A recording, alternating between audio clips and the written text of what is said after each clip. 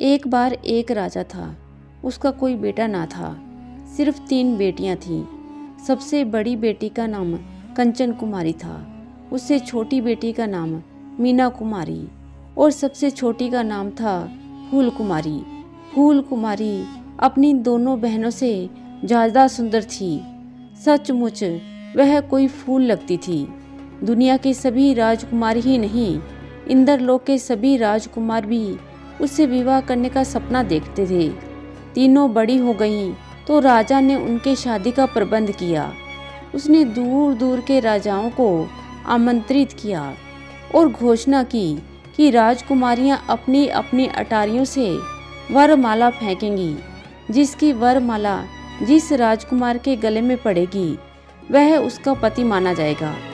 तीनों राजकुमारियों ने अपनी अपनी बारी से वरमाला फेंकी। कंचन कुमारी की माला एक सुंदर राजकुमार के गले में पड़ी। माया कुमारी की माला एक दूसरे राजकुमार के गले में पड़ी। दुर्भाग्य से फूल कुमारी की बारी आई तो ना जाने कहां से एक बकरा पहुंचा और माला उसके गले में जा पड़ी। लोगों ने कहा कि राजकुमारी को दोबारा अपना भाग्य आजमाना चाहिए, लेकिन राजकुमारी ने कहा कि उसके भाग्य में बकरे की ही पत्नी बनना लिखा है, वह माला दोबारा नहीं फेंकेगी। लोगों ने बहुत समझाया मगर वह जिद पर अड़ी रही। बकरे और फूल कुमारी का ब्याह हो गया। कोई उससे हमदर्दी प्रकट करता तो कोई उसका मजाक उड़ाता। कंचन और माया अपने अपने पतियों के साथ ससुराल चली गईं, मगर फूल कुमारी कहाँ जाती, वह पिता के ही घर पर पड़ी रही। बकरा भी वहीं रहता। उसका शरीर नीला था, इसलिए फूल कुमारी ने उसका नाम नीलू रख दिया। दूसरे लोग भी उसे नीलू कहकर बुलाने लगे। एक रात अजीब सी बात हुई। फूल कुमारी की आंख सोते सोते अचानक खुली तो यह देखकर हैरान रह गई कि नीलू पलंग पर नहीं था। फूल कुमारी ने सारा महल ढूंढ डाला मगर कहीं पता ना चला।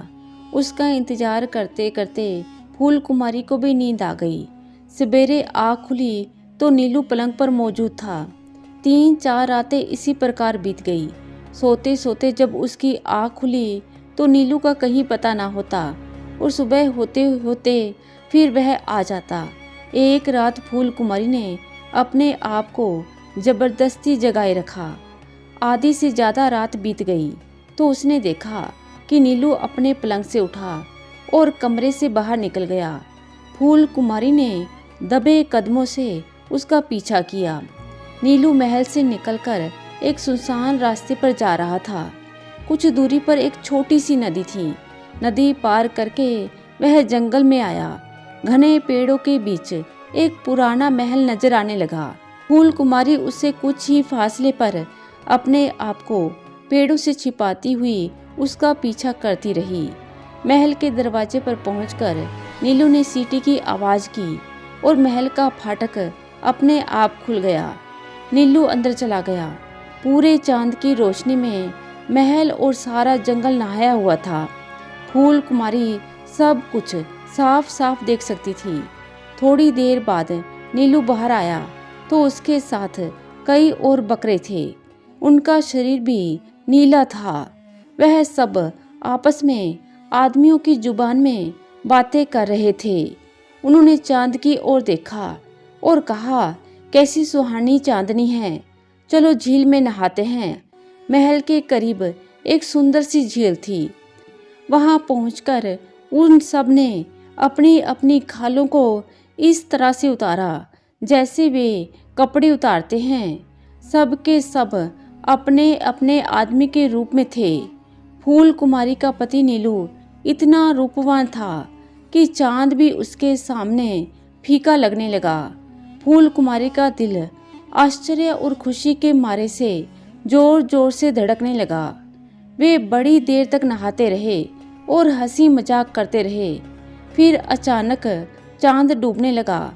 सब लोग बाहर निकले, अपनी अपनी खाल पहनी और वापस आ गए। फूल कुमारी नीलू के पहुंचने से पहले ही अपने कमरे में जाकर आंखें मूंदकर लेट गई। थोड़ी देर बाद नीलू आया। अब वह बकरे के रूप में था। उसने फूल कुमारी को देखकर ठंडी सांस भरी और फिर पलंग पर लेट गया। फूल कुमारी आंखें मूंदे सवेरे तक लेटी रही। उसके मस्तिष्क में एक ही सवाल घूम रहा था, नीलू के साथ ऐसी क्या मजबूरी है कि वह अपनी पत्नी के सामने भी अपना असली रूप प्रकट नहीं कर सकता। दूसरी रात फिर फूल कुमारी जागती रही। नीलू उठा तो उसके पीछे पीछे वह भी गई। उसने निश्चय कर लिया था कि आज वह इस रहस्य को जानकर ही रहेगी। अगली रात पहली रात की तरह आज भी नीलू अपने भाइयों के साथ अपनी खाल झील के किनारे उतारकर पानी में कूद गया। फूल कुमारी समीप की एक चट्टान के पीछे छिपी हुई थी। जब वह सभी बातचीत में लग गए तो वह निकली। नीलू ने खाल उठाई और भाग खड़ी हुई। नीलू ने यह देख लिया था। वह उसके पीछे पीछे दौड़ा मगर उसे पा न सका। वह सीधे अपने महल में गई और कमरे को गर्म रखने वाली अंगीठी में खाल को झोंक दिया। नीलू भी तब तक महल में पहुंच चुका था। खाल देखते ही देखते जलकर राख हो गई। नीलू पूरी तरह से भयभीत था। जब खाल जल गई तो उसने अपने शरीर पर हाथ फेरा। अब उसकी आंखें चमक उठी। उसने कहा, तुम सच में मुझसे सच्चा प्यार करती हो, नहीं तो खाल के साथ मैं भी जलकर भस्म हो जाता। तब नीलू ने अपनी आप बीती सुनाई। उसने बताया, मैं राजकुमार हूँ। एक बार मैं अपने साथियों के साथ जंगल में शिकार खेलने गया था। वहाँ गलती से मेरा तीर एक साधु को जा लगा। उसने हम सबको श्राप देकर बकरा बना दिया और कहा, हम सभी दुनिया के सामने दोबारा आदमी के रूप में तभी आ सकेंगे जब कोई लड़की मेरी खाल जला देगी जो मुझसे सच्चा प्यार करती हो। फूल कुमारी का प्यार सच्चा था। नीलू के साथ साथ उसके सारे साथी भी श्राप से मुक्त हो गए। नीलू और फूल कुमारी का जीवन सुखपूर्वक व्यतीत होने लगा। राजकुमारी नीलू को अब नीलू नहीं बल्कि उसके असली नाम नीलकमल से पुकारती थी। तो दोस्तों, यह कहानी आपको कैसी लगी?